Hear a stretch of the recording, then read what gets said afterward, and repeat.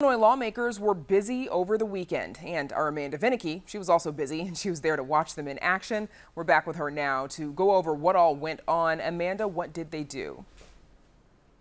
Well, Brandis, I'm standing in front of Governor J.B. Pritzker's office, and he's the one that's going to be busy next because he'll be the final arbiter of those scores of bills that legislators approved in these past couple of days. This was, by the way, the first session for Illinois' first black Speaker of the Illinois House, Emmanuel Chris Welch. No more House Speaker Michael Madigan. And about 3 o'clock this morning, Welch was all smiles.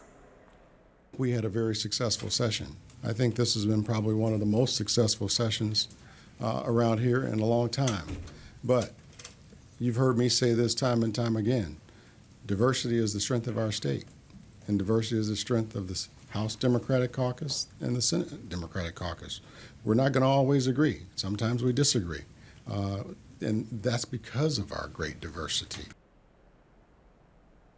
Now, another reason that they've got strength, well, because they have super majorities in both the House and the Senate, and Democrats used that to full effect, passing a bunch of progressive-minded measures over the objections of Republicans, which is why the assessment that you're going to hear from House Republican leader Jim Durkin about the session contrasts with Welch's. Even in what was promised as a new day, we saw a 1,000-page budget bill dropped at the 11th hour, literally, like about 11:30.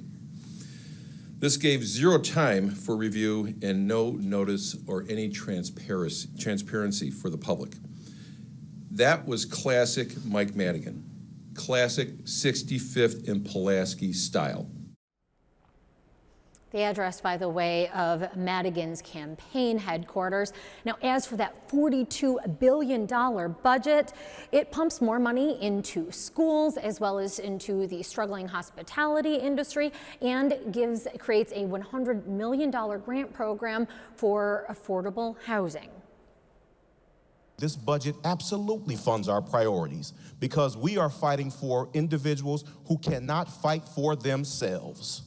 So this budget, it absolutely invests in individuals and young people and the working men and women of this great state, because that is what our priorities should be. Not big businesses who are more profitable than they have ever been. Now, the budget also relies on billions of dollars coming from the federal government and COVID relief money, and in part because of that, there are no tax increases, at least for individuals. The plan does close what Governor Pritzker has deemed corporate loopholes, but Republican Senator Chapin Rose says that those are tax breaks, and they do things like allow companies to buy machinery, and then once companies purchase that, they have to hire somebody to run the equipment. He says may sound like an arcane measure, but he says that is important to realize what this means for jobs. What does accelerated depreciation do? Loophole that you call a loophole? It puts Illinoisans to work from Chicago to Cairo. That's what it does. So you've had $666 million in job-killing tax increases here, just at a time when our economy is starting to come out of COVID. Now, Pritzker, though, says that this is an example of the GOP caring more about big business than they do the needs of people. In contrast, we Democrats are investing in priorities that will grow and revitalize our economy, improving our fiscal outlook dramatically, and reducing tax expenditures on the wealthiest corporations. It's the Democrats that are getting the state's fiscal house in order. That's the story of this budget. The new fiscal year begins a month from today, but after all those years of fiscal instability, budget impasses, everybody around the Capitol and really a lot of people who depend on the state are often on pins and needles about whether a budget is going to pass and be there on time.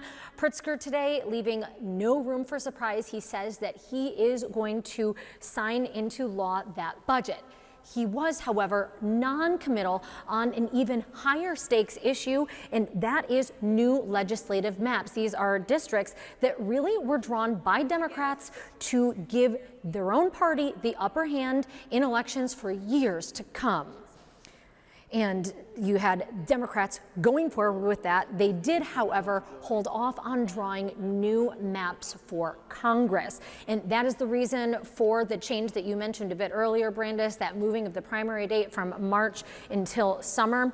That same law also creates a registry for folks who really liked voting by mail and want to be able to do it permanently. So, the elections bill, that was done on a partisan basis. As we've mentioned, really a lot of partisan measures, but not everything. There was a bipartisan agreement on an ethics bill at long last. Now, this one makes elected officials have to share more if they might have stocks or company potential conflicts of interest.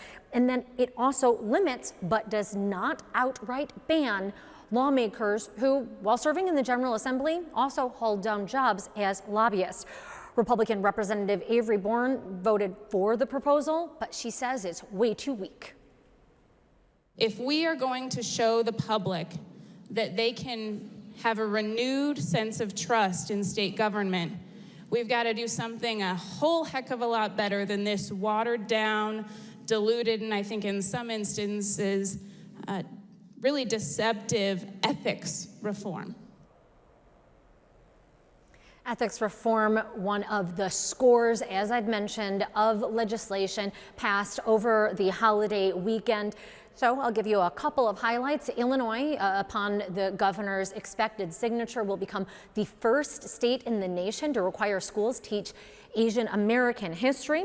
Also, a measure that was really sponsored by the Latino caucus means that local police will be prohibited from asking somebody about their birth origin and their immigration status. And now another plan is going to, at long last, supposedly help Illinois get moving on those promises of equity from when the state made recreational marijuana legal. And that will lead to nearly 200 new cannabis dispensaries in Illinois. So, whole lot more to cover, but with that, Brandis, I'm going to send it back to you. We will get to it, Amanda. Thank you.